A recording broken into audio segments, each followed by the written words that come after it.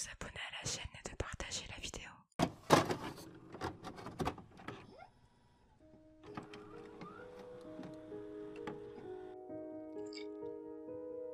Depuis quelques jours, je n'arrête pas de me poser des questions. Des questions qui tournent dans ma tête. Tournent, et ne s'arrêtent jamais. Quand j'en parle à mes amis et mes proches, ils me tapent gentiment l'épaule en me disant que ce n'est sûrement rien, qu'une petite passe de stress arrive à tout le monde et que de toute manière, si ça s'aggrave, ils seront toujours là pour m'aider. J'ai vraiment du mal à y croire. C'est pour ça que j'ai commencé à écrire dans ce carnet. Comme ça, plus personne ne doutera de moi. Du moins, je l'espère. Mais ces derniers temps, tout devient plus flou. N'avez-vous jamais senti le besoin de parler, alors que vous étiez seul?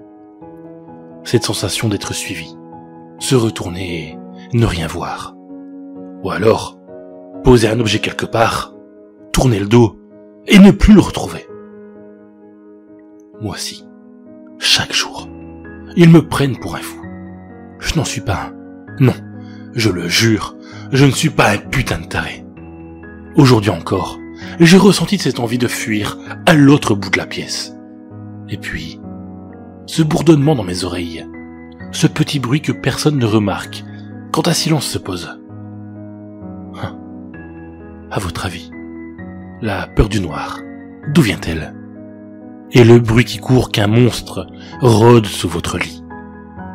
Ce n'est pas qu'une invention des parents. J'en suis sûr maintenant. C'est eux. Ils entrent dans votre conscient pour remuer le peu de lucidité qu'il vous reste. Je ne suis pas fou. Le psy essaye de me ramener à la raison. Mais c'est un imbécile qui se pense plus intelligent que tout le monde. Je le prouverai. Je vais prouver qu'ils sont là. La semaine dernière, j'avais posé ma fourchette à droite de mon assiette. Je suis allé chercher mes pâtes, et quand je suis revenu, elle était à gauche. Et j'en suis sûr. Enfin, j'en étais sûr. Maintenant, je continue à me poser des questions. J'ai de plus en plus l'impression d'être observé. Mais rapidement. C'est assez bref. Comme un courant d'air froid. Cette fois c'est vrai, putain. Avant-hier, je regardais la télé, et elle s'est mise à grésiller. Oh, n'allez pas me dire que ce n'est rien. C'est beaucoup. Les voisins m'ont dit que c'était dû au temps. Mais je suis pas idiot. Je le sais moi quand c'est étrange.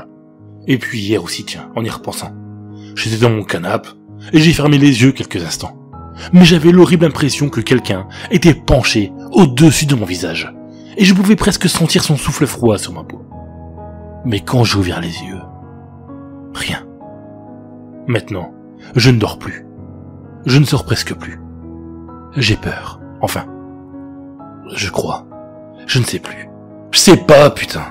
Et puis, pourquoi j'écris dans cette merde de cahier? Il faut qu'il me croie. Il faut que vous me croyiez. Mais qui ça, bordel? Je deviens fou. Ils me rendent fou. Il est 4h25 du matin. Je ne dors toujours pas. J'écoute encore le silence. Je regarde à droite, à gauche. J'essaye d'en voir un. Regarder sur mon lit est maintenant devenu un réflexe naturel. J'ai mon téléphone dans une main et mon journal dans l'autre. Je suis prêt à prendre en photo à tout instant. Je dois avouer que je ne sais pas vraiment à quoi m'attendre. Un monstre? Un fantôme? J'ai peur, je crois. D'habitude, je ne crois pas aux histoires d'esprit et au paranormal. Je suis quelqu'un de réaliste. Mais il faut se l'avouer. Ce ne sont pas juste des putains d'histoires. C'est réel. Je crois qu'il faut que je décrive où je suis. Alors je suis donc dans mon salon. Ça fait 3 piges que j'attends sur mon canapé. Oui, ce soir, je suis un peu plus à l'affût. Pourquoi? Je n'en sais rien. J'ai une boule au ventre depuis que je me suis levé ce matin. Et elle ne m'a pas quitté. La peur est venue à son tour. Donc me voilà à attendre je ne sais quoi. Putain, si ça se fait, je suis vraiment un taré. 5h02 du matin. Toujours rien. J'ai envie de dormir. Alors je me suis fait du café. J'ai fini par allumer la télé. Regarder des trucs stupides me vide l'esprit. Ça a du bon parfois. 5h30. Il s'est passé un truc. La lumière de la salle de bain, elle n'était pas allumée. Enfin, je crois. Vous voyez, ce doute, il est toujours là dans ma vie. C'est chiant. Je vais voir.